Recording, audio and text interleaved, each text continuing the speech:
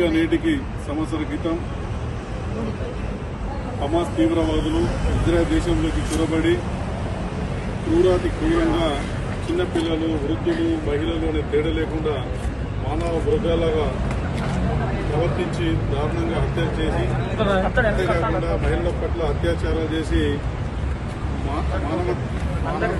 మానవత్వానికి జరిగింది. తీవ్రవాదం ఏ రూపంలో ఉన్నా ప్రపంచమంతా దాన్ని వ్యతిరేకించాలి.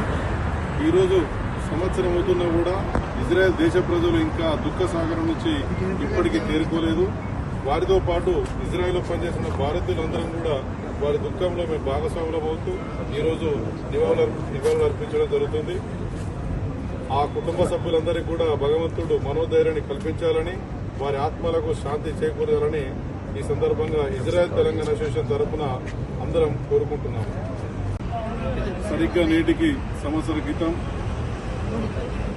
హమాస్ తీవ్రవాదులు ఇజ్రాయెల్ దేశంలోకి చొరబడి క్రూరాతి క్రూరంగా చిన్నపిల్లలు, వృద్ధులు, మహిళలు అనే తేడా లేకుండా మానవ మృగాలుగా ప్రవర్తించి దారుణంగా హత్య చేసి, అంతేకాకుండా మహిళల పట్ల అత్యాచారాలు చేసి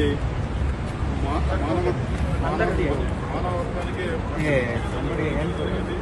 తీవ్రవాదం ఏ రూపంలో ఉన్నా ప్రపంచమంతా దాన్ని వ్యతిరేకించాలి. ఈరోజు సంవత్సరం అవుతున్నా కూడా ఇజ్రాయెల్ దేశ ప్రజలు ఇంకా దుఃఖ సాగరం నుంచి ఇప్పటికీ తేరుకోలేదు. వారితో పాటు ఇజ్రాయెల్లో పనిచేసిన భారతీయులందరం కూడా వారి దుఃఖంలో మేము భాగస్వాములం అవుతూ ఈరోజు నివాళులు అర్పించడం జరుగుతుంది. ఆ కుటుంబ సభ్యులందరికీ కూడా భగవంతుడు మనోధైర్యాన్ని కల్పించాలని, వారి ఆత్మలకు శాంతి చేకూరాలని ఈ సందర్భంగా ఇజ్రాయెల్ తెలంగాణ అసోసియేషన్ తరఫున అందరం కోరుకుంటున్నాము.